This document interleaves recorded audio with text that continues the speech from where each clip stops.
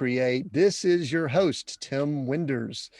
This is where we redefine success in leadership, business, and in ministry. Today, I have such a phenomenal guest. So excited to speak to him. He's an author, so many things. I'll get to his bio in just a second. But the thing that I just want to share with you, first of all, for those of you that are joining us on Seek, Go Create, is we love to have the conversations here, but we also love for those conversations to continue.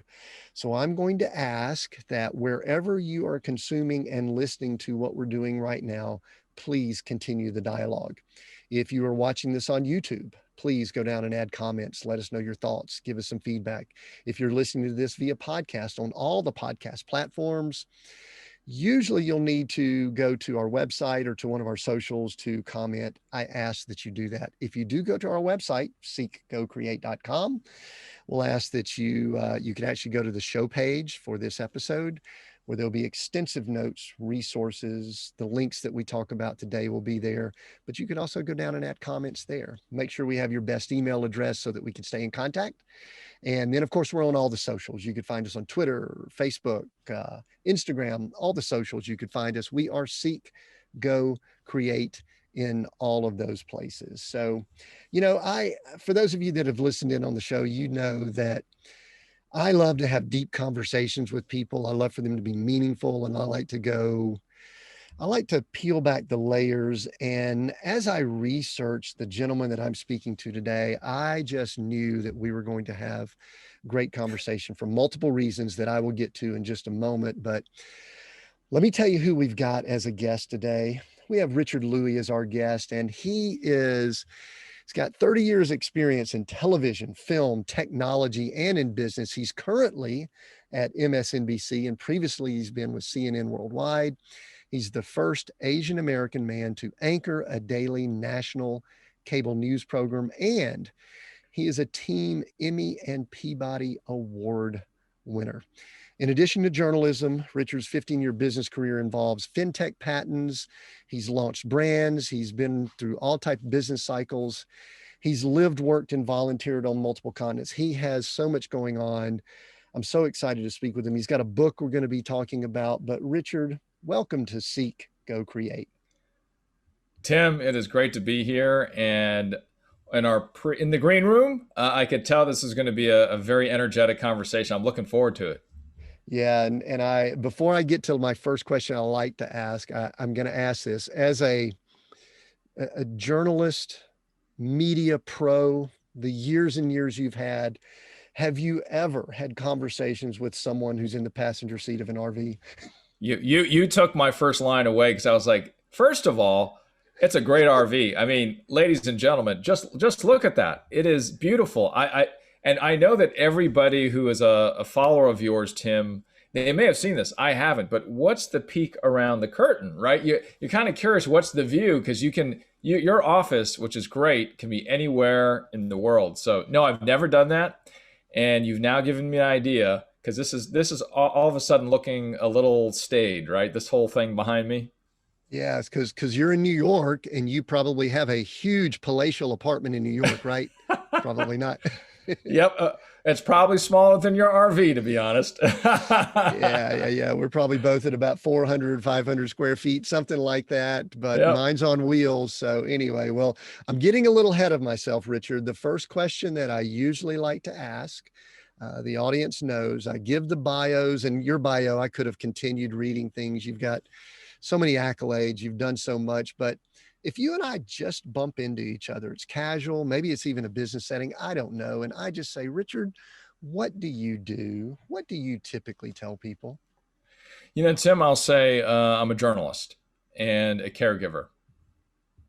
That's Those are the very two things unique. I'll say. Yeah. Yeah. So one of the things that we're going to do, and you know what I really appreciate, I appreciate your succinctness, because as a business coach, as someone who attempts to help people, Yeah. identify what they do, many times, we've got 15 minutes of the podcast people answer. So journalist and caregiver, and I want to go down both of those paths, because Sure. I think that I think they're valuable to what we're going to learn about and talk about. And I want to go ahead and give the listener a glimpse of where we're going. anyone who follows us and listens in knows that I've got some questions that sometimes I get to, sometimes I don't, but I love to allow a flow to occur. And that's why we have more the long form interview formats. But I'll tell you this, that we'll talk more later about Richard's new book that he's got, but it's all related to the topic of selflessness. And so the theme that I saw develop as I was just doing some research was the theme of selflessness versus selfishness that I really want to discuss as we talk about a number of things. But Richard, I think I want to give people a glimpse of where we're going to go towards the tail end of the conversation first. And I would Sure. love for Yeah. you to just share that caregiver role that I know from reading was related to your father. And then we'll probably pivot and come back to that later. Can you just share just briefly that story with us? In terms of my caregiving role, right, Tim? It was, I don't know if it snuck up on me, but it was not planned. But it informed me. And the first chapter is called Halftime for a reason, because I just wanted to take a breath. My father, when he contracted or was diagnosed with Alzheimer's, we knew he was always forgetful. Never, I would say this to his face because I love him, and I could say you're never going to be the sharpest tool in the shed, but your heart's bigger than Texas. And so as he started to progress, walking down that road of Alzheimer's, year 1, 2, 3, 4, I realized early on that I would have to be there for him, or I wanted to be there for him. So I walked into my boss's office, and Yvette Miley, and I said, Yvette, in my brain, I was going, this is it, because we don't have part-time anchors, news anchors. We have 8 days a week or 25 hours a day. That's it. That's what you got, right? And so I was saying, I'd love to come up with some ideas. Let's work on this together. I love this company. It's been very kind to me up to that point. But then she says, Tim, well, Richard, I'm a long distance caregiver too. My mom is in Florida, we're in New York, and your dad's in California. Tell you what, let's figure this out together. And so here I am now, 7 years in, more or less, of caregiving long distance up until, recent times. I was going back 2 or 3 times a month.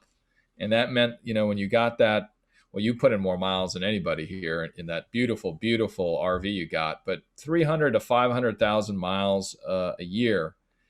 And that, I think, began the education for Richard Louis on what it meant to be selfless. And I didn't know what that meant yet, by the way. I didn't call it that. All I knew was I was wanting to care for my pops, who would have done and had done up to that point everything like that and more.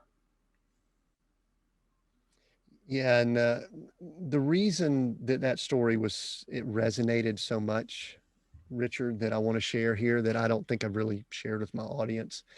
In May of last year, June of last year, when COVID was going on, this was in 2020. My wife and I drove cross country from where we were in Denver to Atlanta, where my parents were. And I sat across the table from my father, who was in his early 80s, in the home that I had grown up in, helped him build. So they've been there close to 50 years. And he looked across the table and he said to me, he looked at me with a blank look on his face and said, how long have you worked at this building? Because we recognized that he was in much deeper stages of dementia than we were aware of. It may be Alzheimer's. It's been diagnosed as dementia. We actually had challenges getting even the diagnosis because we really recognized it right early on at COVID. So, Richard, the reason that this Yeah. conversation is powerful for me is because we are in the midst of identifying what all that looks like for us. And I know there are listeners that are going through similar things. We are not part of, I think that selflessness is, we're not the only ones going through stuff. There are No, a we're lot of not. people going through this. So I 5 million. appreciate the conversation that we're going to have here. But what I really want to do, and this is kind of unique here, I actually, with starting it off that serious, I want to pause and then go with a slight pivot because I want to come back to that Mhm. because it really relates to the book. And I actually have just gone, I've read through my advanced copy here. I see for on video, I Good see it man. behind you there. So, Yep. and I'm excited about discussing a lot of things. I have some dog ears, I have some highlights and all, but in the theme of this selflessness and your experience in media, I recognized that I had a lot of these thoughts going through my head about my perception and views about media in our world today. Yeah. And Yeah. so Hmm. if you are open to it, I would love for us to have some candid discussions about media, if that's okay. Go for it. Yeah. So my first thing that I would really I'm love not going to to give you my address though. That's all. That I'll say anything you want. very cool then. All right. Yeah. Yeah. Because my question, if people give me the address, is how big's your driveway? Because if you've got a 40-foot Exactly driveway, right. I'm going to come visit you. But Richard, let's start big picture right now, because even related to this topic of selflessness, selfishness, and all, some people will claim that the media doesn't really help. Some will say that it hurts. I'm even going to go down a cynical route that I think the listener might be having, that the media fuels a lot of the negative. So, and you could go either way. I'd love for you to talk about the merits of the industry and then maybe some of the challenges, especially with your experience. I would love to hear that from you. Yeah, one of the things that I would focus on when I think about this is how much media has grown. If we just look at it, we just finished an election cycle. We've just seen that the amount of data absolutely explode in media that's available to us, doubling every. I mean, if we were to use Moore's law for media content, you can apply it by every election cycle. Therefore, that means that the amount available to all of us on the consuming side of media is just you pick it. It's there, right? If you like a certain flavor, what used to be only 31 flavors is all of a sudden 310 flavors. And so media has really grown in what that definition might mean, which also means, therefore, what news meant before might have some blurring lines. What I know is that as a journalist, I'm not an opinion person. So I get up every day and I try to find the news stories, the facts, and we work at them, and they're very expensive. And when we think about the media space, yes, you've got opinions, you've got truth, you've got untruths, you got falsehoods, you got everything else in between. And from the perspective you were to be critical of what media might be, yes, you have you're definitely standing on good ground. But also, I always remind folks that when it comes to news, um, the nightly news every night. Once I got into 30 Rock, I got schooled because I learned how hard we work to try to get every second right. Just like a Marvel movie where they spend $3 million a second or whatever it is, right, to build. Um, we're doing the same. We're trying to. We don't always get it right. And Mhm. I liken it to us as consumers of shoes. There's times where you're going to buy shoes from a cobbler that's been open for a week. There's also times you'll buy shoes from a cobbler that's been doing it for 200 years or 100 Mhm. years because they understand where the soul needs to be. Right. Yeah. So a couple follow-ups with that. I actually wrote down a couple Sure. notes. So if I look over to my left, I'm taking notes as we go here. No problems. I wrote down when you were talking about the sheer volume, I Mm-hmm. wrote down the comment too much with a question mark. Do we have access to too much? That's probably an irrelevant question because it is what it is, but I'm going to ask that to you. It's a great And then question. Yeah. I wrote down the follow-up question. So I'm just going to let you kind of take this and run with it. You wrote down the facts, but then I wrote down to follow up, how hard is it to really find out what the facts are? Because we are, it's very blurred to me what is factual news media and what is opinions. And unfortunately, now we've got it to where certain channels and all are aligned. They seem to be aligned. So can you speak to those for us? I'm okay to take a little bit of time here because I really would love to understand it more. And I believe you bring value to our audience in helping them understand it in a different way because you're a professional in that area. And I know that a lot of people that listen in would be the people that are the people that throw media under the bus quite often, truthfully. You know what I mean? It's like media is this, and they make negative comments about it. So I really would love for you to make us feel better about media. Well, I don't know if I can do that. That definitely is above my pay grade. I'm just a guy that gets up every day and goes to work and tries to do it the right way. Too much, right? That was the first part of the follow up. Do we have too much? Um, it is. There's one analogy that I think of all the time, and it's those lottery winners. All of a sudden, boom, $300 million, right? Or even $100 million, boom, and they're living nicely. Things are going well for about 2 minutes, about 2 or 3 years, and then we come back to them and we find their story. And unfortunately, the story is now that they're living very uncomfortably. And I think we're in that arc of being data millionaires and data billionaires. And we just need to learn how to grow into it and manage it, just like those lottery winners go through that we see all the time, unfortunately, right? Yeah. And the stories have been famous about and I wouldn't mind, being an NFL player for those who are in the United States, professional athletes, right? All of a sudden you go from zero to like millions of dollars, and similar storyline. So when it comes to media and content and all that's available to us, I think we're living through it as a society where we're trying to figure out how to handle that wealth, because we got it all at once. And I just hope that we don't become data, again, as we move from data millionaires to folks that are living in poverty when it comes to data. Yeah. So that's the answer, I'd say, to having too much. Right. So how do we discern what is factual and what is opinion? How does average Joe who's listening in, and many times they have the television on 24/7. Yeah. And many times they migrate towards one channel over the other. How can they discern? What's interesting, it just came to me, Richard, and I guess I've never considered this.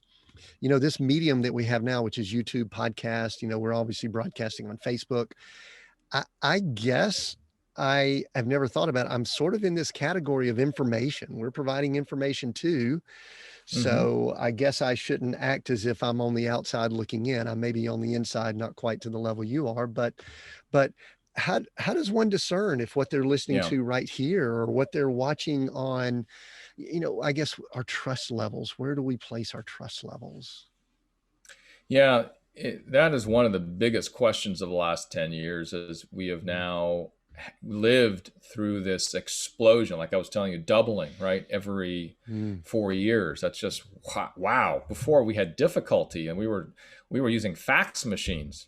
We were picking up phones with a wire connected to the wall, and weird stuff. Buying newspapers. I mean, first of all, in terms of where we can find truth,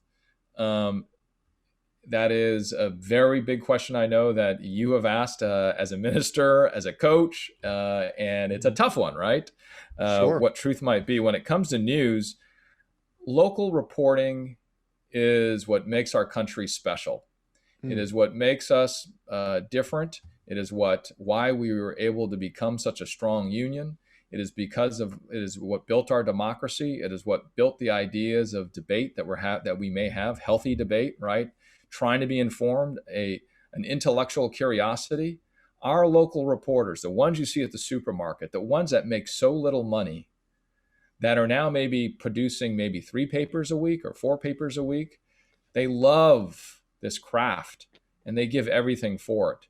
And so I think the first place to determine where truth might be when it comes to news is to go local, right? Find a local, part of the dynamic, and again, I'm just surmising here, I'm not speaking for the company I work for, clearly, or any industry per se, but more my perspective is that when we've seen the difficulty that our local town papers have lived through, then where do you get the stories from? Well, you get them from some paper that's in some way over there, right? But Yeah, then I understand why if I'm in Atlanta, the AJC, a great paper, and let's say they went down to 3 days, right? And I have to sure. listen to a paper from the Northeast, let's say. Well, that Atlanta's different than way over there, right? And that's the power of local journalism because you know them. They're real people. So I think one of the dynamics that we've seen about why we may not know what is news truth and what is not news truth is Mhm. that we can't see Jane and Jim down at the Kroger anymore because those jobs are gone now. And unfortunately, reinvesting in local newspapers are so important. I know, I mean, this is also, you have a business element here to this. You do have to make money. At the same time, you can flip it on its ear. And you might do that for me here, Tim, and say, but if you're about finding the truth and it's about journalism, what won't making profit get in the way? Right? That's why you could turn it on its ear. I'll let you do that. Yeah, I'm not going to argue with myself here because that won't be any fun. yeah, yeah, yeah. But that's just one idea of where you can find truth. And then one last thing here, really quickly, Tim, is when I talk on the topic, because I've been teaching a high school journalism course or summer camp, I should say, for 12 years. And what I challenge those students with is how long do you spend buying a new pair of shoes or a new phone? And then they'll tell me, oh, maybe 2 weeks, maybe a week. I use phone more often now. 2 weeks is probably the average. I said, how much time do you spend before you decide this source of information is good? Oh, about 2 minutes, 2 seconds. I mean, the point is, let's the great part of our democracy and our capital system is that we have all these choices, but we should spend more time, I think, really shopping, picking every 6 months or every year. What are the 5 sources I really trust? Those are for you, Tim, and for Right. every viewer. Those are yours. Yeah, I think and I even there's something we'll talk about later that I actually picked up from the book is it's a word that I use, which is confirmation bias. I always ask myself, what are my dogmas? What are the things that Yeah, because of the way I was raised or the time that I was raised in? yeah. And you and I are going to talk about the 80s here in just a moment about how it fed into Yeah, yeah, selflessness or selfishness. yeah. But I agree with you. As you know, most people we put no thought into what comes across our eyes, our eye gate, and that we then consume it. And we also, there's these algorithms, there's the business piece of it that we're not going to go into here, but I agree Yeah. with you. It just complicates it. So I appreciate what you said about the local. I didn't know it would go that direction, but I appreciate it because I know some people that are in that industry and I know how challenging it is. I know how now the low pay and the hard Oh, work that's there. And so anyway, I admire and I'm hopeful that they can make those models work because I'm a business model guy. I know your business background and I know it's very difficult. And now these newspapers are, they're being bought out, they're conglomerates. But, I remember growing up where we just flipped on the channel and we watched about 30 minutes of dating myself, Walter Cronkite, and, the local team. And we knew what was going on. We felt comfortable with it. We trusted it. mm-hmm. Yep. And now there's difficulty there. I do want to, this is kind of a real shift here, but Yeah. somewhere along the way, I read that you were voted, I think, one of the 50 sexiest No, no. people. No, not at all. I read it somewhere. Now, is this like not correct? Because I mean, like, this is like, how does one it, get that award? yeah. Yeah. I don't know how that happened, Tim. That was, yeah. Clearly that was many moons ago. But yeah, that was so hilarious. I was just like, well, all right, finally the Asian brother gets up in the list finally, So but no, that was some moons ago and It's always been a nice sticking funny point. So thank you for bringing it up. I appreciate it. Or I don't. Well, I notice you don't have a plaque on the wall behind you there, so or a special shirt or anything like that. But no, just kind of having fun with that. One of the things that I love for us to do here at Seek Go Create, Richard, is to expand and get outside of our normal comfort zones. And Yeah. one of the things I recognized is that we have not interacted with someone who has the cultural background of an Asian American that much on this show. One of the things you do in your book is you talk in some very candid ways about that. And so and then there's also variations of that. We're going to go here. We're going to talk about growing up Asian American, because I think there's some things you've recognized. We hear a lot about the racial issues that have happened in the Yeah. last year, but I think some of the things you brought up we don't know about, or I don't. I'm sorry, I'll claim ignorance on some of this. So I'd love to discuss that. It's okay. Yeah. I'm gonna go ahead and stretch and let you know where we're going here. I'm gonna talk also a little bit about the 80s, and so go back to growing up. Let's kind of back up a little bit. You covered a little bit in the book, but I would love for you to talk about your culture, your heritage, and I would really love for you to do it in a way, Richard, where you educate someone like me, who I grew up in the deep South. I'm obviously a white guy, and with all of the heritage and all that I had, I will readily admit I have no clue about that background. So, what can you help me understand about that? Yeah, related, Tim, and thanks for asking. And by the way, just I'm glad you're going for it, and it's an important conversation. My overall approach to understanding that existence of a younger Richard versus today is that today I want to appreciate the difference to understand the commonality. Mm, And like you and I can already tell we could probably sit across a table in the middle of wherever we have to chase you down, and probably could share 2 or 3 beers very easily, and learn. I could learn a lot from what you mm, can say because of the way you are and the way that you mm, have lived your life. And so that's my approach. Just want to start with that. The mm, 80s for me were well, I guess, growing up as a pastor's kid, that one of the big defining things, there's 2 themes coming out of it. One is my this. You can't see it if you're only listening, but I'm gesturing towards my face in the square box that I'm often seen in. And I'll start with that because, when I became a journalist, I didn't think that would be the first thing that I'd have to necessarily address. I knew that I was this, blah, blah, blah, blah, blah. But it was often the first thing that the reaction would be, oh, look at the Asian guy on TV. Oh, there's the Asian. Well, that's, and I haven't started talking yet. Yep. And then after I start talking, it would be, wow, you, that English is good, but that's, yeah. And so now let's go back to the 80s. And, me rejecting that very early on, I didn't want to be Asian. I wanted to be white America. I wanted to be American, right? Growing up in San Francisco, going to a high school, elementary school, a middle school that had a good proportion of people of color, right?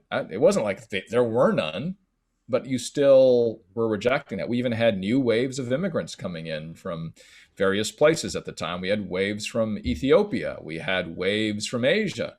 And, with the Asian folks, I didn't want to be them. I was like, I'm like 5th generation or 6th, whatever it is.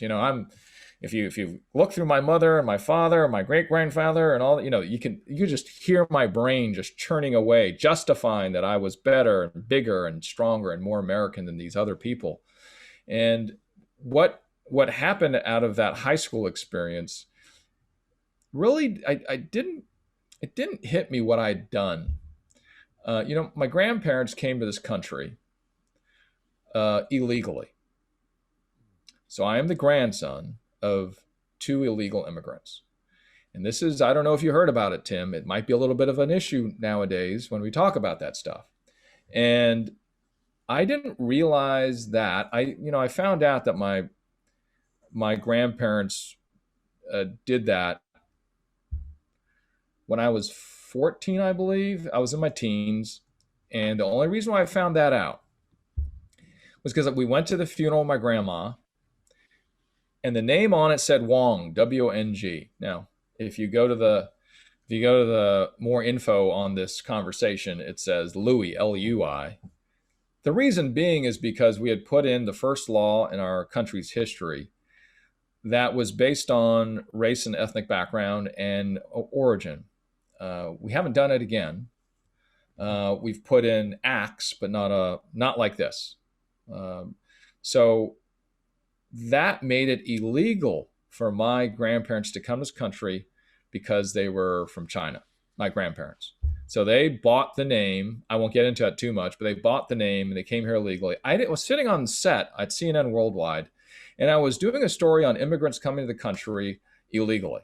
And then we went to break. This is like that fast forward 20 years here, Tim, sitting on the set.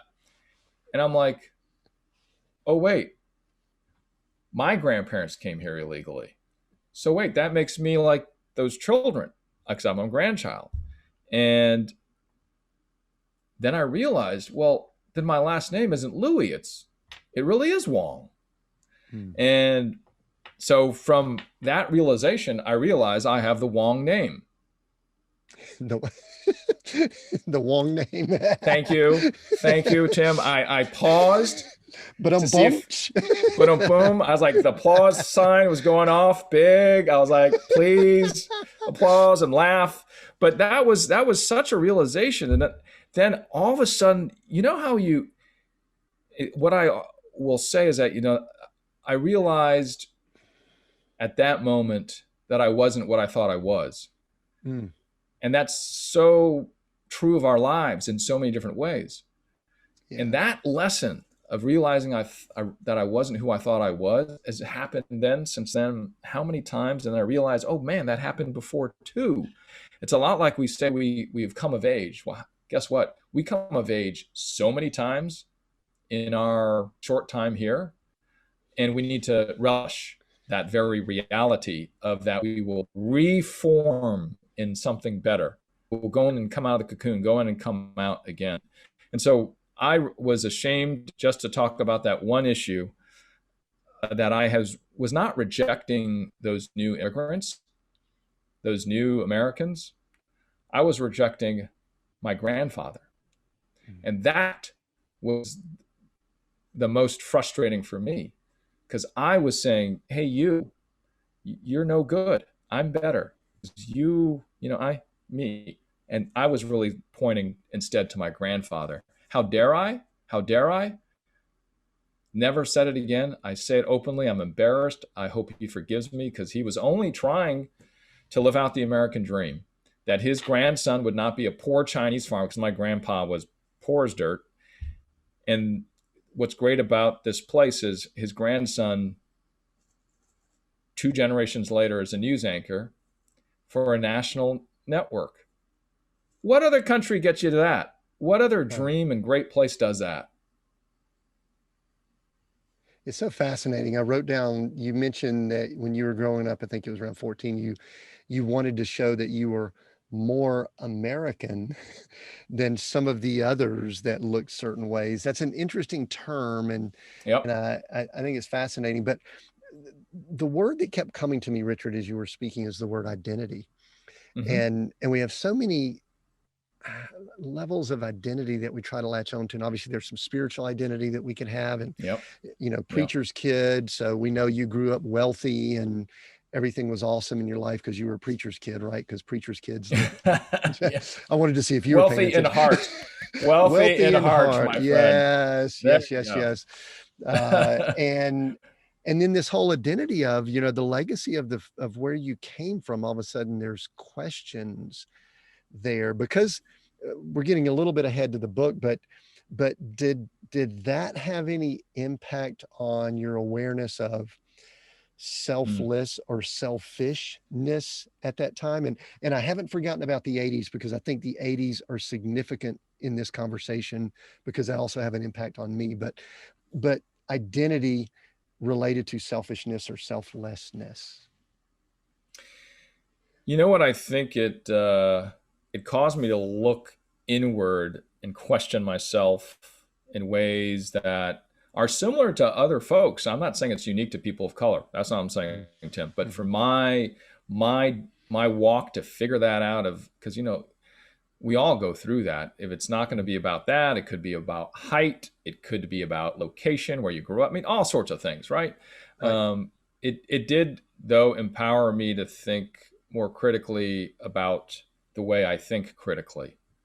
Mm. Was I a critical thinker? No, I wasn't, right? I wasn't so good at it. And that's why I look back at that time. But it only took me, from birth to 35 years to figure that out, 20 years from the time that I had done that. And here's this great guy, my grandpa, trying to help me out. So yeah, I think that's what that experience helped me to be critical about the way I thought critically.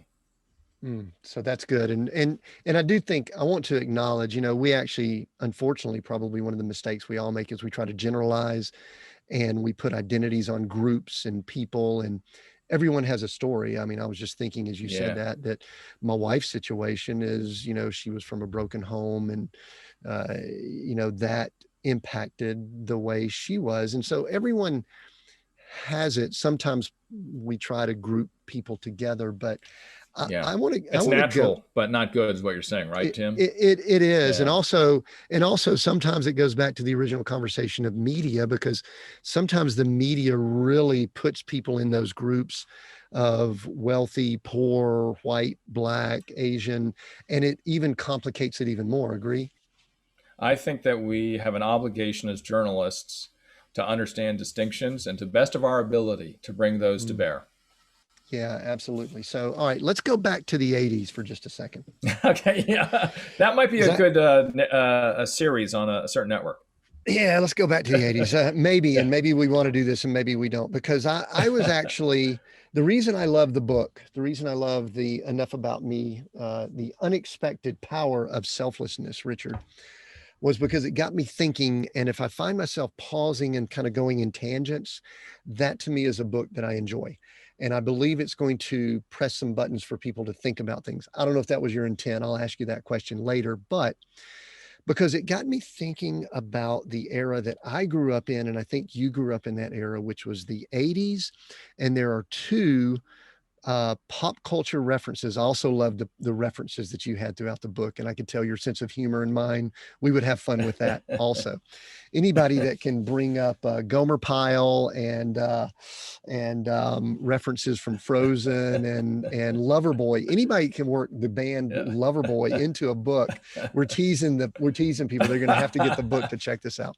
But I'm thinking of the '80s, and You're I'm good. thinking of they are, but I'm thinking of two things that probably made up a good bit of who I was. Hmm. One Hmm. was there was a movie called Wall Street that Michael Mhm. Douglas played in, his slick back hair, and I could still see him standing by the mirror, standing by the window, doing this speech and saying, "Greed is good." And he was talking about that movie Wall Street. It really was a reflection of the '80s and the Reagan era and different things like that. And then there was another show that I've referenced as I've done talks and I've speak, and I've even used it a few times on the show. Sometimes I say the show's wrong, but it was Michael J. Fox was in a show, and it wasn't Growing Pains, it was Family Ties, where he played Alex Keaton, and he was this young hotshot high school kid, wore a tie, and he was going to succeed, didn't care who he stepped on and all that kind of stuff. Yep. So Richard, that's a paradigm. That's kind of where we grew up. Is the challenge with the selfishness versus selfless, do we have a lot of roots of that in our generation that grew up during that time? And I know each generation has their own issues, but are we bearing the fruit of that now? Yeah. Yeah. Ooh, boy. Like I said, you're good. You're good. So I think that just from a single person's perspective, as a person that grew up in the '80s, right? One person's perspective growing up in the '80s, that if we look at our parents' experience and the values that they exhibited in the way they talked to us and what they did, I would say that we were bearing the fruit of their hard work, of their desire to make things simpler, easier, and better for their family. Supernatural, right? We all want to do that for our kids. Absolutely. There's nothing wrong with that. And we were still figuring out, well, how do we bring that to a natural height? Where's the top? In the 80s and 70s wasn't necessarily a decade of wealth, as many who lived through that know that, regardless of age. It was a hard time for the country. In the 80s was all of a sudden this application of thinking in different ways, but not having the access to material goods, if you will, to be able to actualize it. Where the 80s, then all of a sudden, after 82, we had all of a sudden the stuff to get it. Like all of a sudden, designer jeans and what? Why do you care about the letters here, right? For me, it was Sir Jackson members only jackets. Like I would go, why do I care if it says those two words on it? I don't understand. And why is everybody wearing it? And why the jeans thing with the little stitches on it? Why do you want that? Sears Roebuck, man, go to JC Penney. That's good stuff. That's all my mom would buy me. And I had a tough time growing up as a pastor's kid and wanting to be the youngest apostle in history, that I was not going to give into that stuff. I you can laugh at this one. So I was so against it that I took two old pair of jeans, a black one and a blue one, and so the blue one or the black one, I can't remember, was bad below the knee, below the thigh, and the other one was good above the thigh. So we just put them together. And there was this Chinese American 14 or 15-year-old walking to school with these jeans that, who knows? Who knows? But I was against that stuff. And that was the beginning for me existentially, by the way, because I saw all these folks, and I would go to Christian camps and stuff, and I'd see more materialism. And I was just like, I don't understand. I don't get it.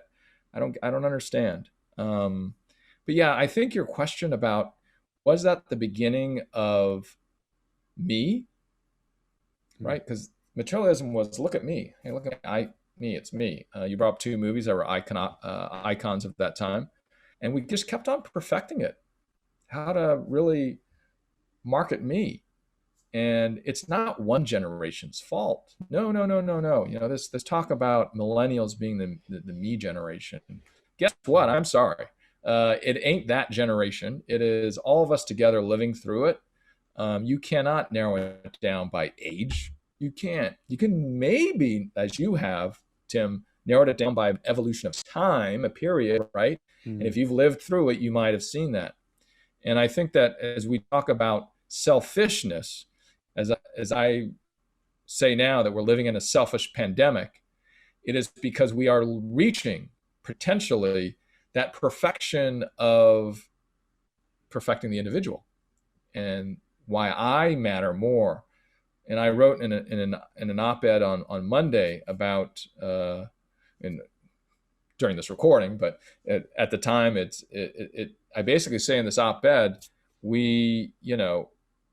what I think matters more than what you think. Of course, I'm just the general expression of what meism is, and being a meist, is that what I think matters more than you, what I believe matters more than you, what I do is better than you, and you don't deserve this country, you don't deserve those things, and what I think overrules all of that. And that's not what we need to be, right? We need to be where we can work together, and we've seen some amazing things of all sides working together in the past. So yeah, I mean, to agree with what you're saying, yes, I think 80s, and maybe it might be because of our bias of growing up during that time. But if you look at the history, it wasn't like the 60s were of extreme wealth. 80s where we had a lot of wealth.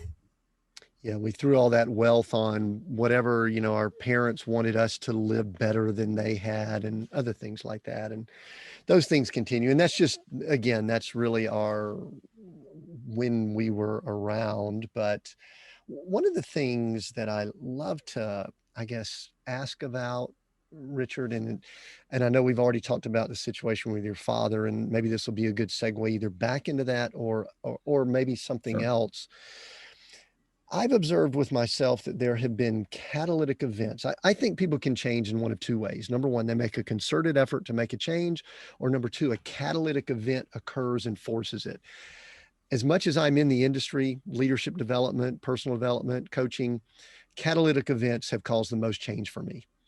And so, what I wanted to ask, I love to ask this question of many people, is what are some of the catalytic events over the course of your life that have led you to where you are, to where you're writing a book right now about selflessness? Because I don't think it happened in the last 6 months. I think that was part of the culmination of it. But what are a few of those events? They might be extreme successes. Many times they're failures, is my observation. But share a few of those with us, and then we're going to move into begin discussing some more details on the book. I mean, specifically going back to the 80s that you brought up there, Tim, it was, I brought the pants and I brought up all that stuff and the youngest apostle in history. Yeah, I really did think I was going to be the one that was going to save everybody. And I figured it out. Hey, Richard, you ain't the guy, right? I'd be out with my friends or a good buddy of mine from school would be working on remote control cars, oh, that's fifth day in. I'm thinking to my brain, okay, when can I tell him about the good word? I'm going to do it. Today's the day. I'll get him. He doesn't know it's coming, but when it comes, he will be absolutely just, in rapture, and he'll embrace me and say, this is it. You're right. So that didn't happen. And many a time, and I write in the book how that was one part. The other part was when I realized that people weren't perfect, and that shattered my world. That the folks that needed to be in one definition, for instance, Christian, were not ones, but they were like 0.4s or 5s or 6s or 7s, and I didn't realize that was okay. So that was hugely definitive for me in terms of the way I all of a sudden I went from the youngest, wanting to be the youngest apostle in the world, to saying, oh, that thing is really just not working. And I started walking the other direction. So that was a hugely definitive moment. And then going back to college, I didn't like high school, maybe because of that. I worked at Mrs. Fields for 4 or 5 years. I took, since we're in a business environment, I worked at a store that was number 10 in the country. Debbie Fields was, just, what was she, late 30s at the time. Great cookies, turned the store into be number 1. I was maybe 18 years old or 19 years old. And here I am running $1 million cookie store. And I didn't do anything else but that, Tim, as I just worked at that cookie store. But I loved it. And I know that, especially for Asian Americans and the stereotype of what they might be, is that, why didn't you go to college? And I didn't want to go to college. And 5 years later, I went to City College of San Francisco, go Rams. And then I made it through 2 years. And to be honest, that's the typical journey of people like me. It's not the Harvard folks, and there are no Harvard folks in my family. There's a lot of City College folks in my family.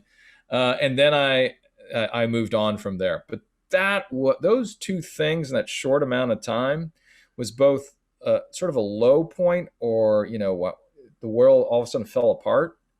And then you add in the 80s thinking that the world could end at any time. Mm-hmm. And then I thought I had a heart problem at the time, which I outgrew, which is another story. That all was a very pivotal point. Yeah. So you talk about your faith early on, and you obviously have gone through business cycle, a lot of businesses you've done, you've gone through, talk to me briefly about the faith as you've gone through your journey, because there would be some people that would wonder how someone has the faith as a follower of Christ in certain industries.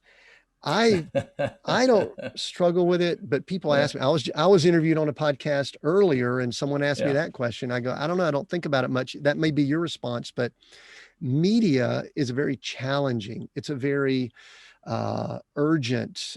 You cover that some in the book of, some of the things that are real time. I mean, I still Yeah. remember, the Gulf War, the guy standing there in his underwear with bing bombs going off in the background. I mean, Yeah. how challenging that can be. Right. Talk briefly about your faith, and then I'm going to segue into how your faith led to this mission of selflessness. There are many folks that I met along the way in the last 15 years in my second career here in journalism that are people of faith that gather for various evangelical purposes and gatherings that love journalism and do quite well. They also are doggone good believers too. Well, I'm of no judge of that, but I'm just going to say they are trying based on my, again, the youngest apostle in history sort of perspective. uh, and so is it difficult? It's difficult in all, I mean, having worked in business, yes, it's also, but I wouldn't distinguish any one category of profession or work that has been challenging. It's been more of what's been challenging for me are things like I described to you in high school, the idea of perfection and acceptance, and to see the beauty in people and to see that, one does not mean another. If you're a journalist, you can't be a person of faith. There's no sort of equal signs there. Yeah. There's a lot of sort of, can you look deeper? Can you spend a moment, ask, observe? I don't bring it up. You could know me for 10 years in news. In fact, with this book is the first time I'm ever talking about this stuff openly. Because after that cycle as a younger person, now it's just for me. And I respect everybody who wants it. It's for you because it should be. And it's your thing. And I apply that for myself and I apply that for others too. In other words, no generalizations. I will only say that I've seen a lot of the folks that I've seen in other businesses and in church that I've seen in 30 Rock and around 30 Rock. Sometimes it's like caregivers. Just let them know that you're caregiving, and all of a sudden they say, "Hey, Richard, do you know what? I'm also a caregiver too." Or, "You know what? I also lived through that too, Richard. And I had no idea. We were in the trenches together, but they only are sharing it now because I decided to share it." Right. And so that kind of leads to the book that I want us to discuss in our last few minutes here. First of all, I hate to use a question. It seems somewhat trite. Why did you write the book? But no, it's not trite. No. To write a book with the title "Enough About Me," there's some ironies there also, by the way. To write a book and the title be "Enough About Me," and it's about selflessness, and it's in my question is sort of, is it instructional? Is it autobiographical? Is it both? Talk to me about the why, and then I've got some specific things I want to ask you about it. Yeah, you can say what you're thinking because I was saying the same thing all the way through. Like, it's enough about me, but you're talking about yourself. And I'll just get that 800-pound. We'll talk to that 800-pound gorilla right now. Elephant in the room here. And that is, look, I give the examples of actually a lot of my failures or a lot of my goof ups. And the last thing I'd ever want to do in a book called Enough About Me, and we're focusing on selflessness, is to repeatedly say, "See, look at that person. They didn't get, and see that person to get." And what they could do better was, and my goal was to say, "Hey, that's why the first chapter is called Halftime. I don't have the answers. I'm acting as a journalist trying to dig in." And you're right. It is the irony that I battled with my editor all the way through, and my collaborator Nancy French. We talked about it all the time, and we just said, well, looking at what we put in about me, and it's called Enough About Me, it's a book about selflessness, is that it's more about vulnerability. And that I hope that with what you read that you understand I'm just trying to lay it out in a very imperfect way. And part of being selfless is to do that with others. And we forget that sometimes. Laying it out honestly and with good intent, I hope works. I don't always do it that way, but I try to. And so that's why after we went through edit and edit, Tim, it was that, okay, we see the irony. It would even be worse if that thing had this mug on it on top of that. I was just like, we had a couple of book cover designs, and I was like, nope, that's even doing this is weird for me. Do you know what I mean? Like even talking about all of this is weird, but it is the bat. And with the teams are like, Richard, we have to. I said, no, I don't. They said, no, we have to. Okay. So I just wanted to address that elephant in the room. So in terms of why, and this is interesting because this is where business works in a lot of great ways. That's right. Good pure ideas. But we sat down and we're like sitting with the agency, and fantastic agency that really understood where this could fit for the swing doer. Like this is for the swing doer. This is the person that might consider for that moment that we make a decision, and we cite it in the book. We make a semi solid conscious decision every 15 minutes. And we can just realize that, like when it's lunch or when it's driving down the block to fill up the gas tank. Is there an opportunity for me to be selfless here? Can I offer somebody a ride? Is it what you've seen so often recently, buying a coffee for the person behind you? Is it saying the person that is helping you at the gas station, Josiah, that's great, whatever the name might be, thank you, recognizing, and whatever those little things are for that person are important.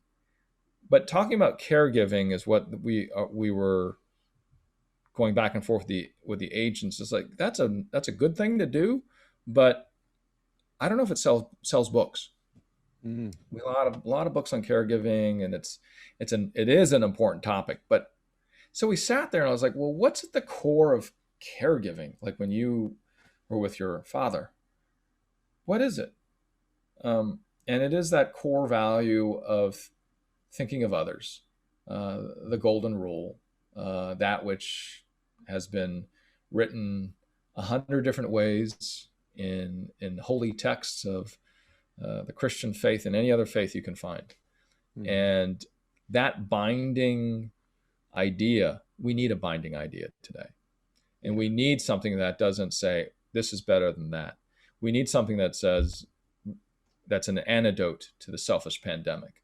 And that was why we said, well, let's go for it. Again, I'm no Mother Teresa or Desmond Tutu, but I thought if I can make a little dent here, Tim, in just this little book, I'm pointing because I have a copy right here.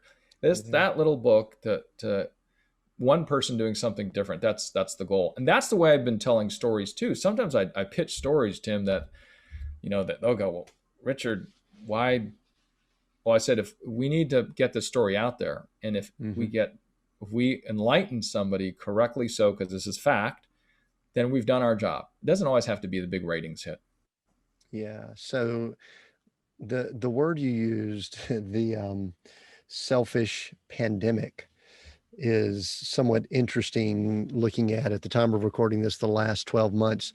What type of impact did the last 12 plus months, all that went on, all that's happening, go into the book? You don't really address a great deal about COVID and all that goes on there, but was there anything behind the scenes that led to this also? Yeah, it was. I share a lot of my reporting in there, as you saw, because I want to hold up some amazing people. But in those examples, I am talking about the bad stuff. I've covered, Tim, way too many mass murders and terror attacks in the United States and abroad, and I hate that I'm good at it. I hate that I can understand where we're going to go because it's the same thing over and over again, right? I Mm, don't like that we went through a racial pandemic with George Floyd, and my first story as a cub reporter was Rodney King, and to see any mm, human being beaten, we don't want that. We just don't want it.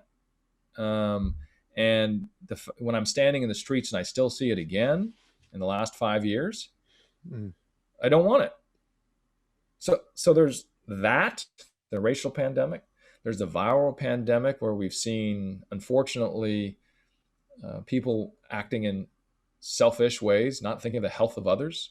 And then we have the very storylines that I've had to deal with. That led me to say, well, in addition, how easy it is for us to hate on somebody, to move to violence, and it's cheap. It can't be cheap. And so that's why all that together is where we went with this book and what we try to share. Because the flip side of it, Tim, is it's the Tiffany Paradas in the book, right? mhm. Those amazing everyday people that all of a sudden turn around and do something that is so selfless. It's the Muhammad who owns the grocery store that opens up the next day, even though he gets looted every night. And his wife is saying, "Why are you going to open the store? You can get hurt."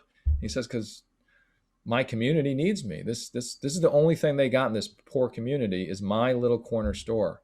And Tiffany Parada, who in El Paso and Odessa has 4 children in the back seat, turns her car around to bypass the shooter that just shot at them, try to bypass him in his car so she can warn other people in front of her. Who Yeah. are you, Tiffany Parada? You have 4 children sitting in the back of your 25-year-old Suburban, barely able to, hey, Tim, you see them all the time too, because you're on the Yeah. road and as a minister and as a coach. But those are the people that teach us how to be enough about me. Yeah. What do you hope someone takes away from reading this book? And I shared with you earlier, I got an advanced copy and I appreciate you guys sending it over to me. I read the first half of the book, the first 100 and something pages, on my normal pace at night before I go to bed. And then I noticed that our interview was coming up. So I had to speed read the last half of it, unfortunately, which is fine. It was a speed and a scan. But what do you really hope that someone takes away from reading the book, Richard? What would be your desire? That enough about me is not a mountain, but it is a step every day, Mm, and that it builds a muscle set so that when the big things are there in front of us, that we can do the big things. Um, for all of those fantastic healthcare workers that we've seen over the last couple of years, mm, why did they go into the next day? We saw the videos of as they're talking to their cameras saying, I don't, I'm worried. I don't have the right stuff. And then your brain goes, right, Tim? You're still there though. And they built up that muscle set of selflessness every day because they are healthcare workers. And so going in the next day, once COVID hit, was not for them really. They may have thought twice, but they still made that step. But the only way we get to that strong muscle to do heroic things like that, I believe, is mm. that little step every day. And Yeah. so the book tries to be an instruction manual, not way up here all the time, up in the clouds, but more on the ground. Mhm. Yeah, I notice. I mean, there's chapters in here where you cover words that Yes, demonstrates selflessness towards that's right. others. That's great. I marked that. And then some other, what I can, storytelling practices that are powerful. And anyway, gratitude. I loved a lot of portions of the book, but I'm watching our time here and I could ask a lot of questions about this, but Richard, I want to ask, what did you learn about you during this process? I've just finished writing a novel and it was Ah, amazing what I learned about that. But what did Richard learn about hmm. himself while going through this process? How much work I got to do about myself being selfless. So you're not the expert. See, a lot of people will think that if you write this book, No, you're the expert and you're going to buy them coffee and you're going to do all these things. no, sir. No, sir.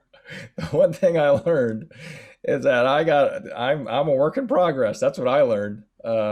True. I'm absolutely being honest with you. I just every day I'm like, well, okay. I said okay once every 15 minutes. Okay, Richard. Now, okay. So how should you do this? All right. I just said I think. Why is it I? Why am I saying I think? Wait. Why am I using a get word, not a give word? Why am I doing that? Mm. Right? How come? Wait, Richard. So that's what it's the difference after writing it.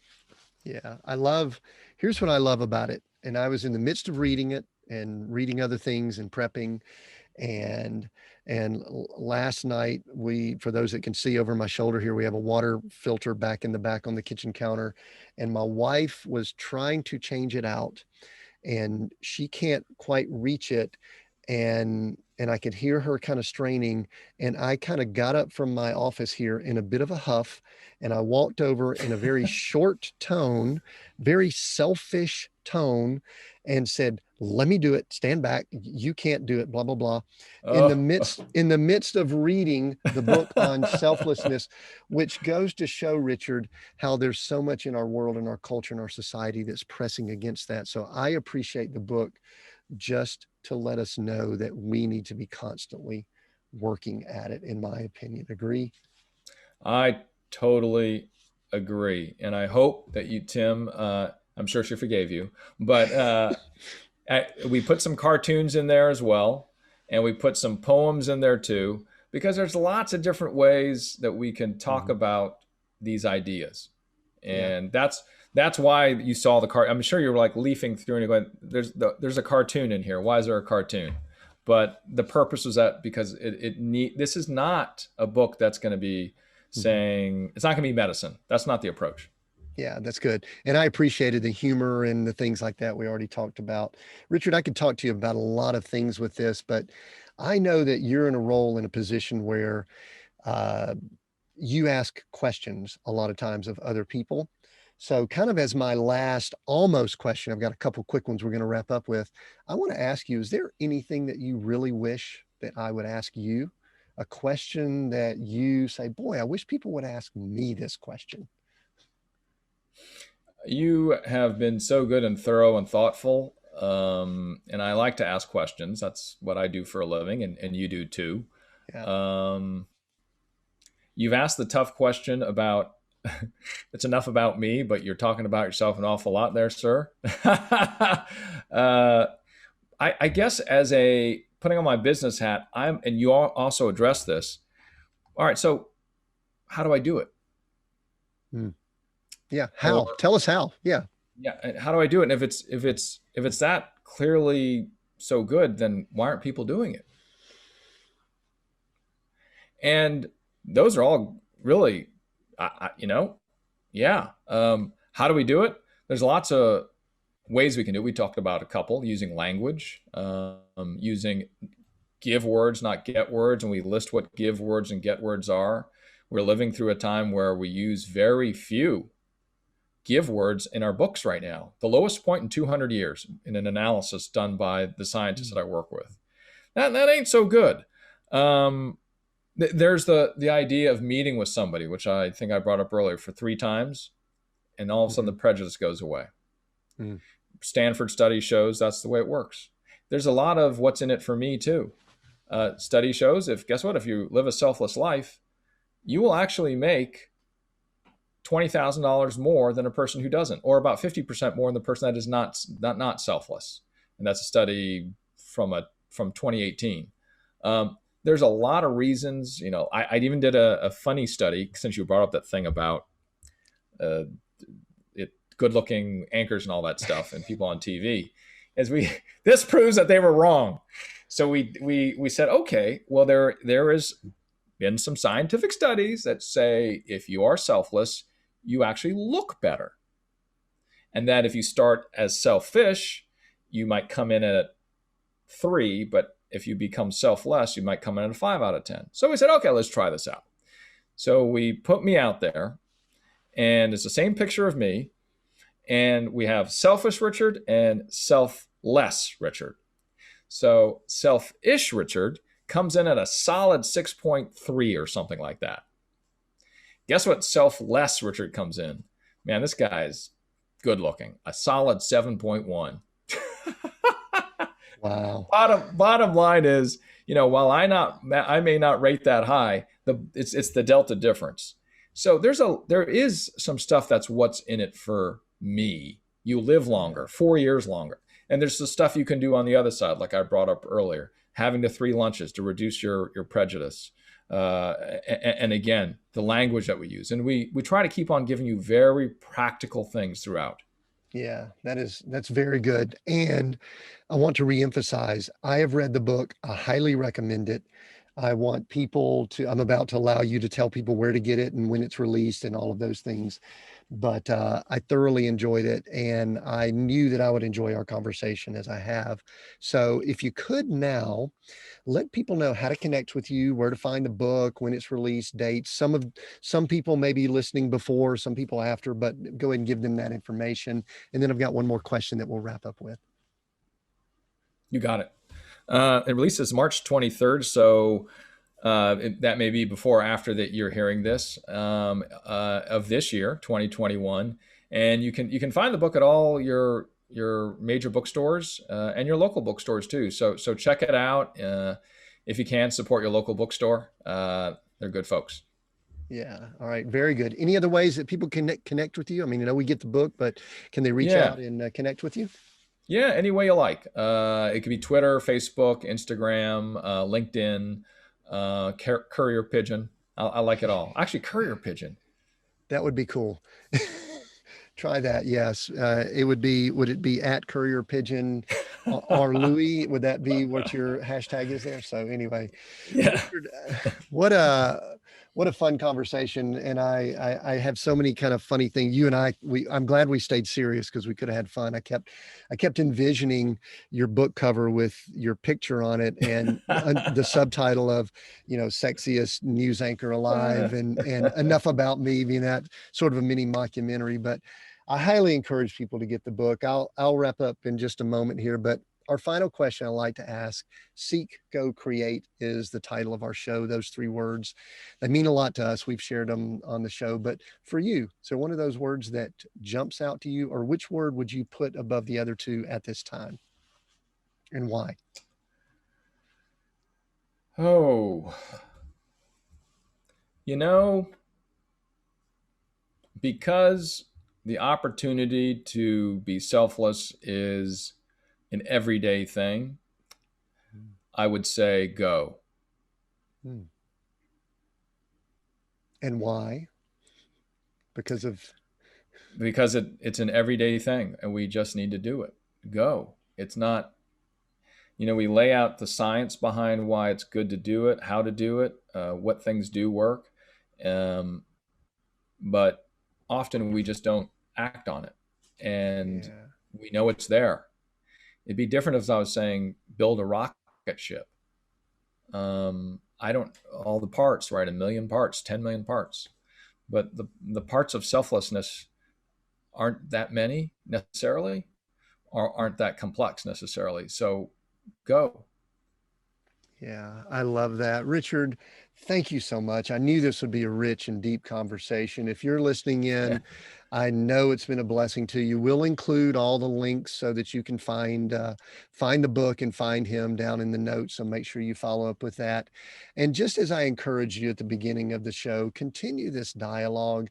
I love that we've had a nice hour plus conversation, but I love to continue the dialogue. I would guess that there are many things that we conversed and talked about that got you thinking and got you wanting to ask questions. And so I encourage you to go to our socials, go to the website, and just continue that dialogue, and definitely get a copy of Richard's book. And next week, another new episode. So make sure you listen in to Seek, Go, Create. And until then, continue being all that you were created to be.